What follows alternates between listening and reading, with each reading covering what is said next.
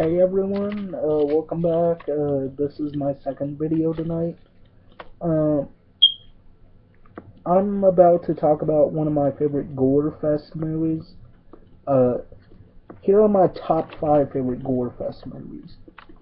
Number 5, Dead Alive.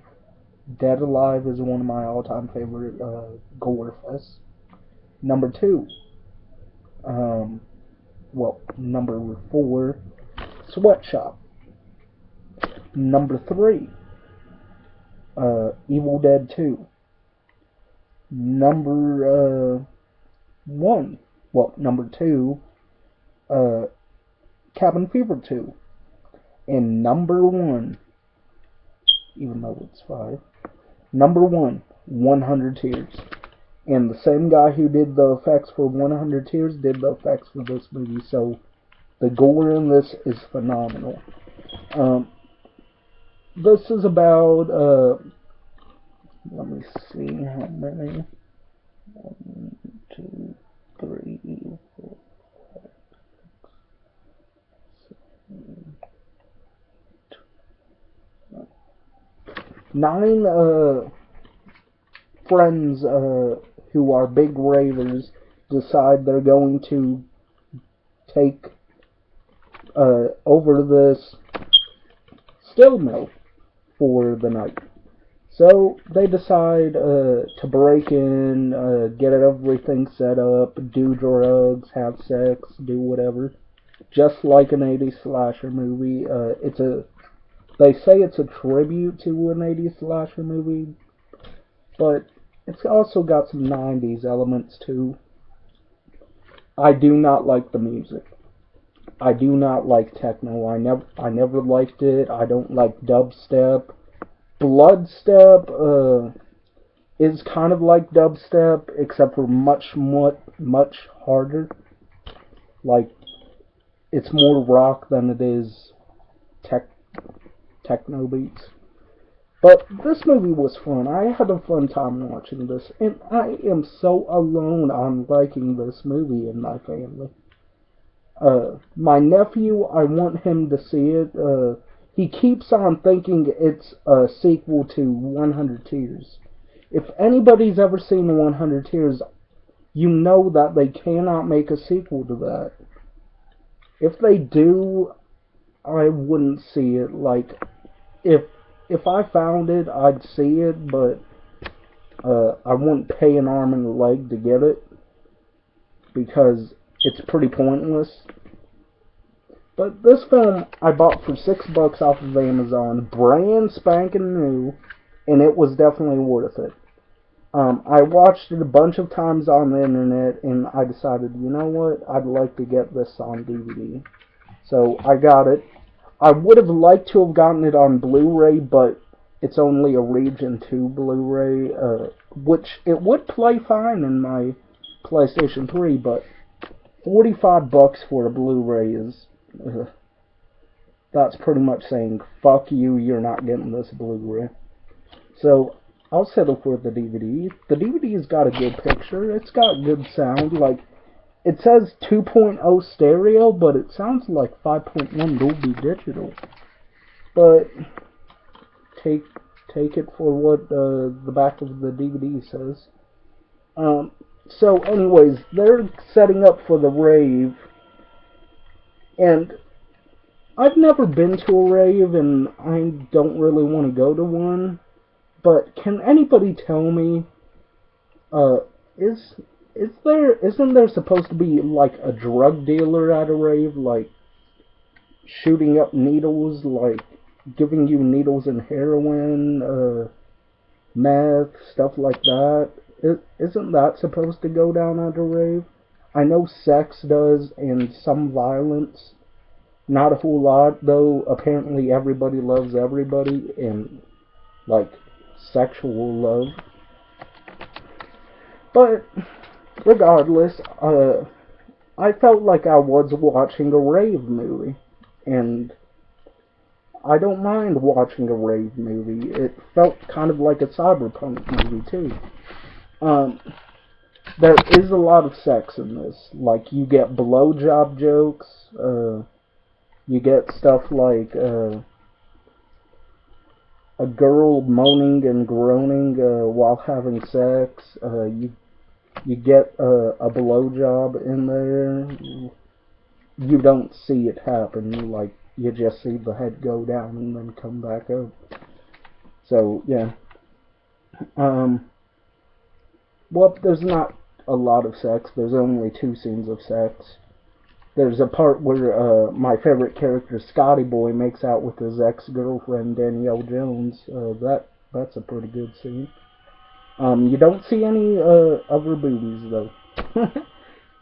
Which I didn't mind, but you do see them in a bra, and, like, it almost made me faint. I was like, oh, librarian chick is hot. And that's another thing. The girls in this movie looked good. I'm not a shallow person. Like, I love everybody. I love everybody for who they are. But the girls in this looked good. Except for one, the girl who played Lolly, Crystal Freeman. I didn't like her hairstyle. Like, I like a girl who has a lot of hair. Crystal Freeman is her real name. And believe it or not, see the black guy right here? And there's Crystal Freeman right there. Crystal Freeman and Naika, the guy's name is Naika Malveaux, they're married. They got married after they made this movie. And they are actually ravers in real life. Ashley Cade, this is her first movie, and she did a pretty good job as Charlie. So, anyways, they get set up, and we get introduced to an obnoxious character named Wade, played very well by Brent D. Hines. I wanted to punch this motherfucker right out of the galaxy. But that's the point. You're supposed to hate this character. And a lot of people said, oh, they hate every single character in this movie. I found most of these characters likable. Like, they seemed cool. As cool as a raver person can be. But anyways, when he gets a really good death. Well, if it's not really a death, it's a torture scene, and I don't like torture. But this guy, he's so lowbrow that you're just, ugh. He dies of blood loss, I will give you that. But before that, he gets his dick chopped off and balls. And he gets his balls shoved into his mouth like a gag. The ball is connected, one testicle is connected with barbed wire, and the other testicle is connected with more barbed wire. And they are put, one is put into his mouth and the other is put in the Scotty Boy's mouth. And I'm just like, ew, that's nasty. And while the serious moment is going on, this is close to the end, people. Scotty Boy is like, I love you, man, and I've got something to tell you. And while all this is happening, the Beast, which is the name of the killer right here, he throws the penis right against the wall. He's like, I don't care what you're saying. And the Beast does not talk, which is really cool, because it gives the killer even more mystery. The killer does not have a backstory, and there's a reason behind that. The director wanted you to give, you, the viewer, to give a backstory for this maniac. And he is immortal. That's what I gathered. He's not a ghost. I don't think he's a ghost, but I think he might be a demon. They've got beast vision in this, and it looks all red. Not like red, like neon red or anything like that, if that makes sense. But it looks dark red. Dark red with a little bit of light red. So, this movie, I gotta talk about the kills. The first death happens within a matter of 35 minutes into the film. It happens right after the first sex scene, so you know when it's coming. A girl gets her jaw ripped off and her intestines pulled out, and more. I won't spoil everything about the deaths. Kim, played by Danielle Jones, the blonde library chick, she sadly gets tortured. She gets her fingers chopped off one by one by his gardening shears, or whatever you want to call them. And you see it in full view. You see the fingers fall off the table because she's on a table. And the fingers just fall to the floor, and you can see holes in the fingers, and blood starts pumping out. And I love the effects in this. The effects, I award Marcus Koch, or Marcus Koch, however you pronounce his name. You do a great job with effects, man. And apparently he doesn't even like gore. That's really surprising for a special makeup effects artist. Or special effects artist, sorry. And the character Miko, there's actually an actress in this movie named Miko, but she doesn't play the character. She plays one of the Ghoul Girls. She's right here. Right here. The Ghoul Girls are... There's 4 of them. There's one played by Crystal Freeman. She's not in the Ghoul Girl outfit. There's one played by Ashley Kay. There's one played by Miko something, I forget her name. And there's one played by another woman, I forget her name. But there's 4 Ghoul Girls. And here's how you can tell which one is which. The main one, the one that chases everybody around, is Miko. The one without the jaw is Crystal Freeman. And the one that crawls on her hands, that's Ashley Kay. So, I just saved everybody the trouble of figuring it out. So, there you go. If you ever get confused, just remember, the one crawling on the ground is Ashley Kay. And this movie, would I like to see a sequel to it? Yes, I would. And here's my idea of a sequel. The steel mill is finally about to be shut down. It's about to be turned into like a mall or something. And this family goes in to renovate the place, like take all the stuff out.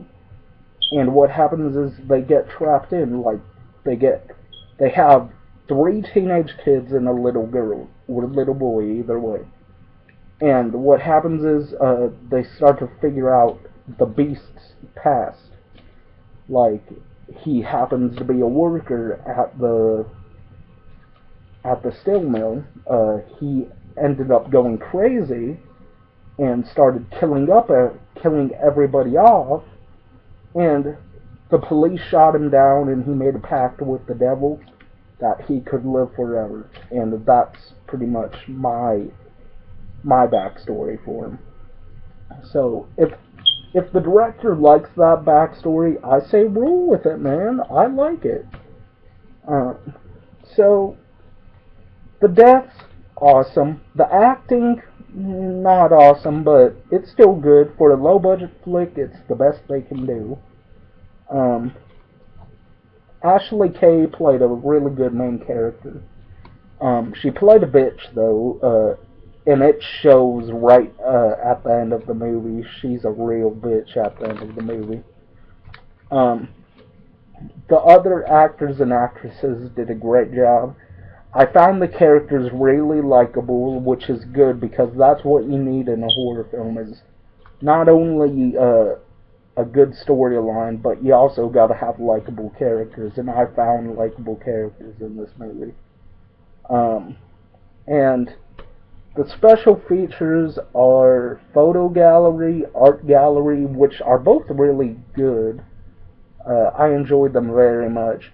A motion comic, which tells like what happened at the beginning of the film, what happened right before it. Like, how did it lead up to that? And I didn't like the beginning. That's gonna knock off a point. or Hatchet. So, anyways, here's why I didn't like it. We've got Vivi Sterling, who is incredibly beautiful.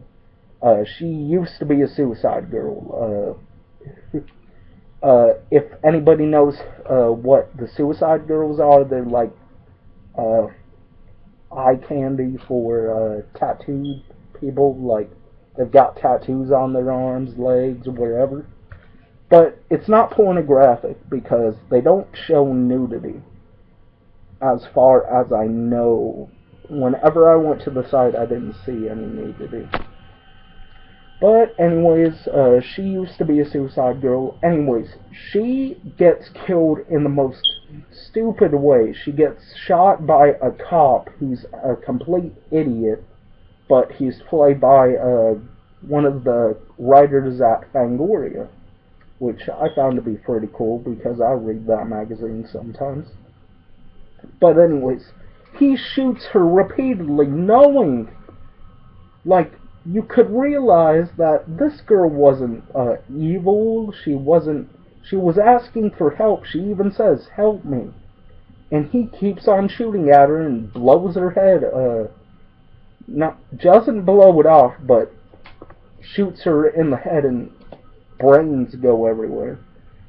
So he ends up, right after that, he ends up leaving. And I found that to be very stupid. But then the credits pop up. The Beast comes into view and pulls her body away, and blood starts covering the whole floor. Well, not the whole floor, but making a trail. The Beast cleans up his messes, though. So he doesn't. He's a smart killer. He knows what to do. I found this movie to be very enjoyable, and I highly recommend it to people who are fans of 80s horror and 90s horror.